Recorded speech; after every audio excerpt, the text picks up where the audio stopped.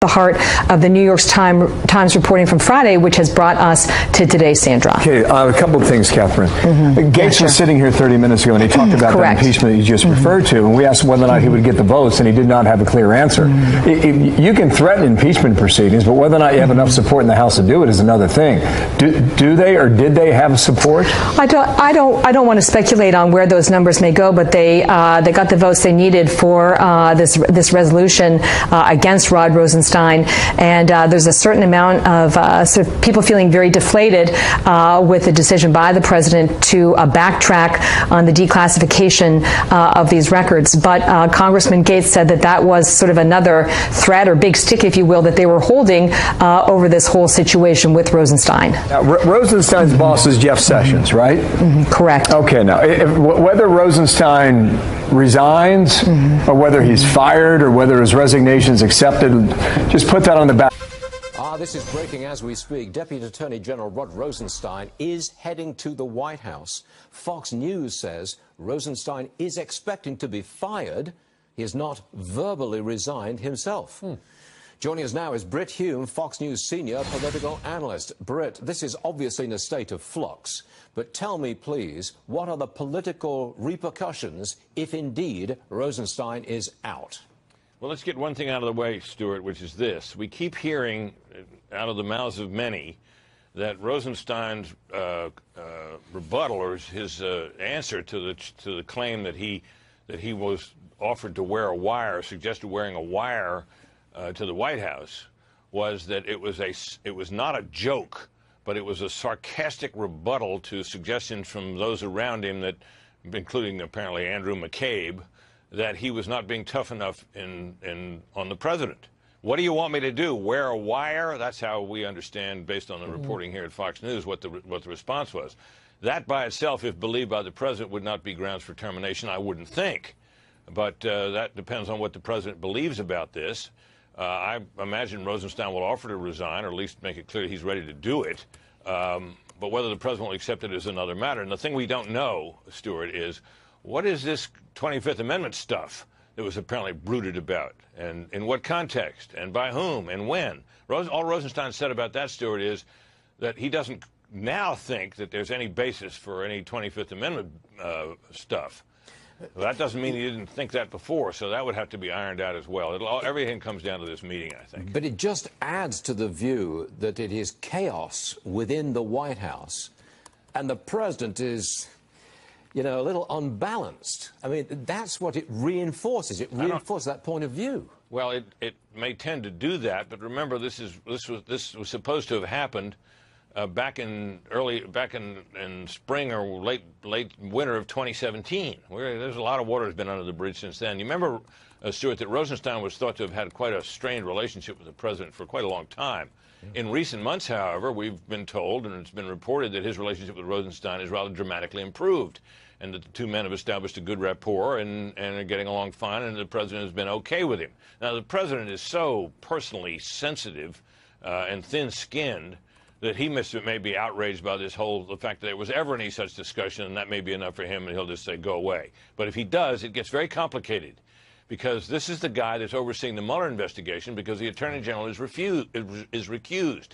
The line of the chain of command at Justice goes through Attorney General, Deputy Attorney General, and then Solicitor General. Well, the Solicitor General is a Supreme Court advocate for the Justice Department. He's not really a manager of investigations.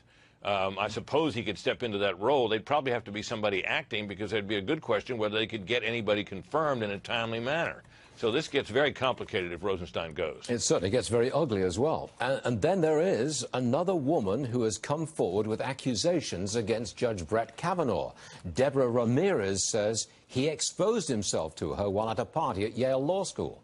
No corroborating witnesses have been found.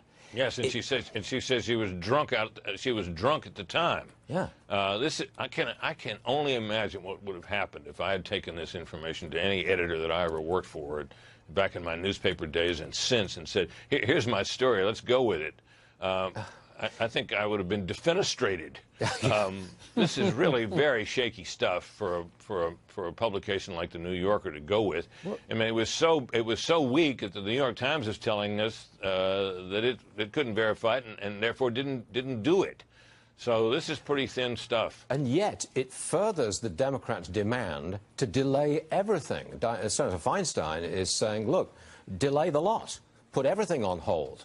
And that would be a success on the part of the Democrats. I think their intention is to delay until after the November elections. Yeah, I think that's right. Of course, we've got a ways to go here.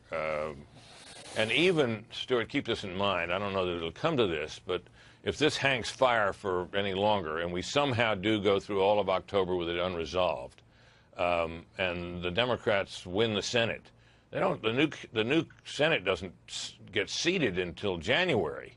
So they could still run Kavanaugh through the Senate on a party line vote in a lame duck session after the election.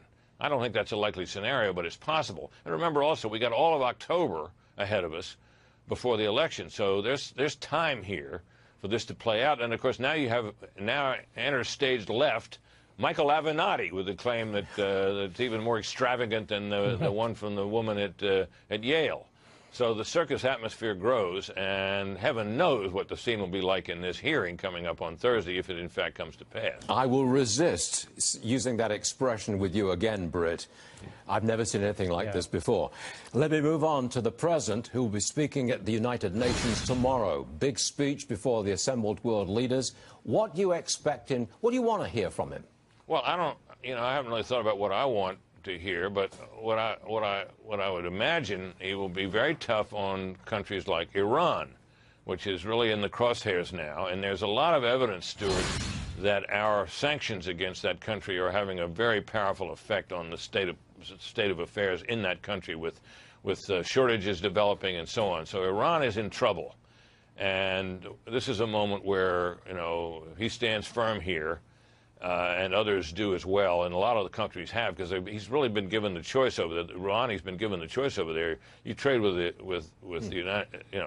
United States, but if you trade with Iran, you can't. And so that is really a problem for Iran. They're in trouble. Well, the president is standing firm on just about everything, isn't he? I can't think of a single area where he's backed off. Yeah, that's true. Although in recent days, he's been pretty circumspect in his comments about the original Kavanaugh accuser. That's true. Which is unusual for him. It shows you when he wants to or can be persuaded to, he can be disciplined. Yeah. I suspect his speech will be carefully prepared and disciplined. Yeah.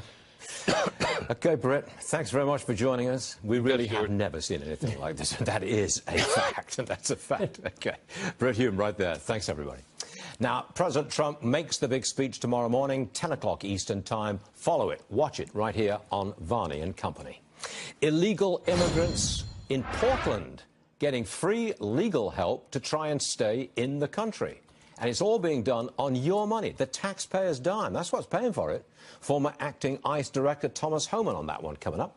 We're watching your money, of course. Look at this. We're down 150 points, near the low of the morning, but we're not exactly tumbling despite the news. We'll be back.